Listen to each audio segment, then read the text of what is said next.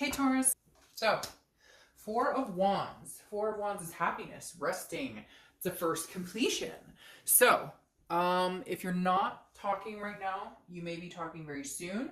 I'm going to get a lot of animosity for saying this. I know that, but hey, you're obviously thinking about them, so don't get too mad at me. Even if you're thinking about how big of a piece of crap they are or whatever your thoughts are, the Four of Wands makes me feel like you still have hope or you can still see yourself with this person. It may be just hope in general, but the Four of Wands is one of my favorite cards in the deck because it literally is like, if it were in this deck, it's like two people staring into each other's eyes with a new house behind them, etc. So the Four of Wands is telling me, Taurus, like somebody's not ready to let this go. Either you or they or both of you. There's like this deep connection. You still want it, they still want it, or both. And again, I'm going to get some hate. I know people are going to be like, what? I don't want them. They're terrible. Or the cross watchers are going to say the same thing. Oh, they messed up. Whatever. I'm just telling you, the Four of Wands coming out in a reconciliation read is pretty still connected. That's all I have to say about that. And it could just be the first completion is that you guys are communicating, or maybe there has been some sort of communication. All right, the next card you have is your current position coming into the month, and you have the Fool. The Fool is the first card of the major arcana, which means it's the beginning of a new cycle. The Fool is footloose, fancy free, somebody who, is ready to take a leap of faith. So I'm gonna lie. I feel like for some of you, this may be a new beginning for you and your partner, or it may come to that this month. Some chapter may open up, some new line of communication, some new connection. Not new connection, a deeper connection, or realizing and acknowledging that that connection is still there. Because again, you have the Four of Wands pop out and then the Fool, which is a new beginning. Now, of course, yes, could this represent a new beginning all by yourself? And, you're folly-lolling on to meet greater things? Yes. Do I think that's the majority of you? No. I feel like the majority of you may be past the grief, past the hate, past the judgment, past the sadness, all the things we go through when breakups happen. And you may actually be ready to extend open arms again, or at least see if that's something that could happen. The next card you have is how you're feeling coming into the month. Now, very interesting. The Six of Swords. This is abandonment. This is retreat. But this is travel as well. So I feel like maybe some of you have been traveling or thinking about traveling. It's interesting because I feel like you're mixed almost. Like some of you are like, nope, I'm looking the other way. I'm heading in a different direction. I'm starting anew, but I can't help but feel like that it's almost, I don't want to say you're kidding yourself necessarily, but it's like you knew that leaving, that's really what it's coming down to for this, is that like you knew that leaving and saying goodbye and helping them understand how serious you were about whatever was going on, lying or deception, or even if it's just fighting or arguing, or I get the sense that for a lot of you it was like, oh, you don't want to move in together, or we've had these plans to move in, or we've talked about marriage and nothing's happening, and they didn't get the picture that like, hey, I'm not standing around waiting for you to decide what it is you want with me. Like, that's not fair. I'm not your doormat. And so it's almost like you kind of were like, well, I realize now I had to break free. I had to break ties. The distance made the heart grow fonder. I hate to say it, but some of you were like, I told you I was leaving, and now that I'm gone, you're like, hey, wait. All right. The next card you have is your distant past over the past 5-10 years. It could be throughout your childhood. And you have the King of Cups. The King of Cups is a good listener, calm, supportive person. So I feel like maybe some of you have been talking to a parental figure, or you've been getting guidance, or maybe counseling, or maybe you did in the past and you learned a lot, because the king can also be manipulative. So I almost feel like it's really weird. I feel like some of you dealt with a narcissist in the past. Now, I don't necessarily feel like this is the person you're dealing with now. It could be, but I feel like the universe is coming in saying, hey, you remember the counseling sessions you did, or you remember the long talks you had with people, or remember, when you belonged to a group where you guys discussed like relationships or breakups or whatever it is.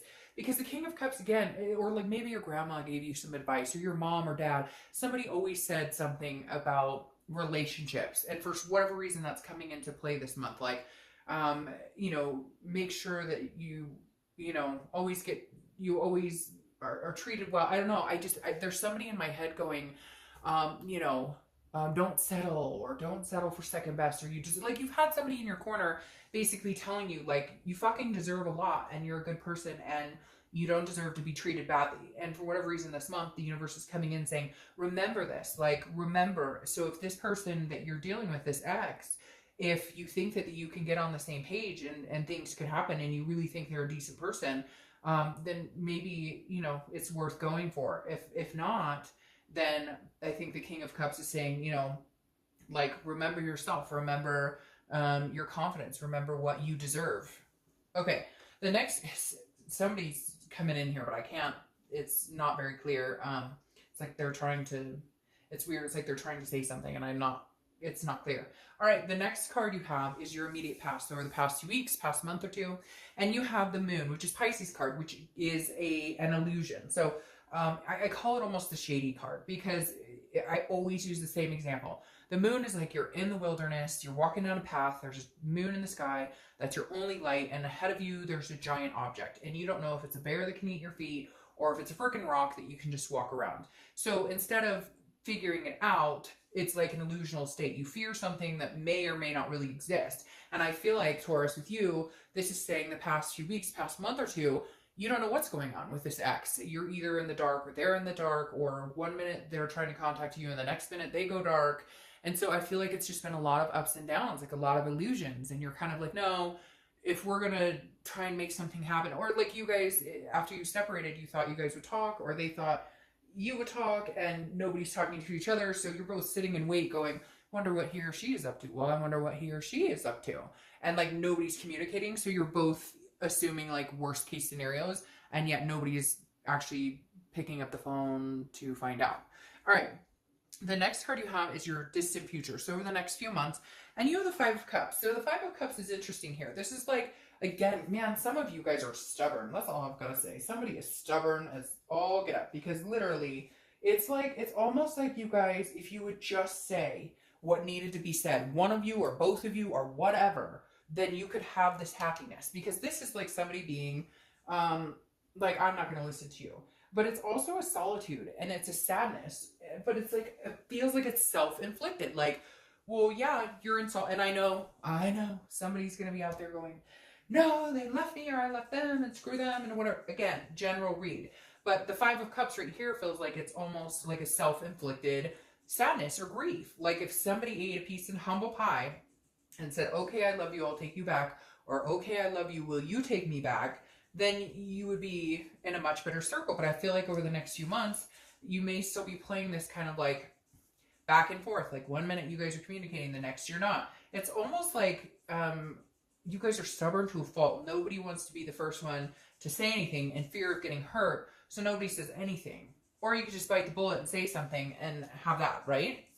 The next card you have is your immediate future. So throughout the month, and you have the Nine of Cups. Okay. So some sort of communication, or some sort of realization, or some sort of, but again, like I feel like you give an inch, then they give an inch, or they give an inch, then you give an inch, but nobody's willing to give a mile. And for some of you, rightfully so. For some of you, you've given a mile, or you've gone that distance, and you're kind of like, okay, I'm not doing that again. But the Nine of Cups is a very blissful, it's pleasure, it's fulfillment. So I feel like at some point this month, there will be some sort of like coming to, I keep hearing like come to Jesus moment where you guys both connect, or maybe you realize this is a person you still love and care about and you still feel connected to and maybe want to try again, or they do this with you. Because again, there's nothing bad about the Nine of Cups. It's a very, very peaceful, joyful feeling. All right, the next card you have is anything that's going to happen throughout the month. It could be the beginning, middle, end. It could last for a day, an hour, etc. And you have the Knight of Pentacles. The Knight of Pentacles is very dutiful, very cautious, very hard working. So I feel like you're putting your head in the game. Like you're, well, and you're an earth sign, and that makes sense. So the Knight of Pentacles is telling me like you're not going to sit here and worry about what they're up to. You're not going to sit here and think about them 24/7. Like you're over that. You're over worrying what they're up to. You're over worrying, you know, what are they thinking about me? Who are they talking to? Whatever. This is you putting your nose to the grind, paying attention to kids, work, finances, family, whatever it is, and then kind of going, okay, well, if it's meant to be, if it's supposed to happen, it will, but I can't put any more energy in like, and maybe once you stop thinking about it, or stop overanalyzing the situation, or would have, could have, or what ifs and whatever, and then like there's an aha moment or some sort of breakthrough in communication. Because once you stop dwelling on something, you give it more room to breathe, and then it has more room to actually be open and come forth. You know, whether it's your connection, whatever, or your energies, etc. The next card you have is how you're feeling throughout the month. Again, could be the beginning, middle, end. It's interesting. You have Justice, which is Libra's card. So you could be dealing with Libra, but Justice is also marriage-minded. It's also cause and effect. So it's saying, I feel like you're being very careful here. You're going, well, you know, if I do care about this person, I don't want to play games and I don't want to hold back, because that effect gets me in turn quiet, silence, crickets, you know, and same with them. Or, you know, if your ex is the one who you're trying to get in touch with, you know, if they are silent and they don't acknowledge their feelings for you, it's like nobody's getting anywhere if people don't start opening up and talking. And the Justice card, again, is cause and effect. You know, however you act or react to the situations that come this month and the next month or two is what you're going to get in return. So I feel like you're kind of understanding more, what do I want? And then how do we go about having a conversation or some sort of communication that reflects that without any craziness. The next card you have is your hopes and fears for the outcome of the month. Okay, so a fear, obviously here with the Three of Swords, is heartbreak, it's pain, it's despair. It feels like, Leo, because you have this connection that's so very strong, that you're not ready to have that completely broken. You're not ready. Your biggest fear is that either you're going to say the wrong thing or you're going to continue to ignore them and they'll eventually find somebody else, or vice versa, that, you know, they're going to, you know, you're going to try and contact them and they're going to ignore you. There's some sort of, again, there's some sort of fear. Like, it's like there's such a strong connection here, and yet nobody's opening up and really talking or saying anything. And that just creates a bigger wedge, and that just creates more of a fear of this type of heartbreak or having pain or despair or being hurt or let down. And again, this is, you know, this is internal. So how do you get over that? You know, open up, and if it doesn't work and they say go to hell, then you have your answer and bye, you move on, or vice versa. If they open up and want to talk to you, then, you know, if you want to be with them or you want to see what they have to say, then, you know, cause and effect, then treat it how you'd like to. Treat it how you'd like them to react with you. Now, your outcome card is the Six of Wands, which is accomplishment, success, pride.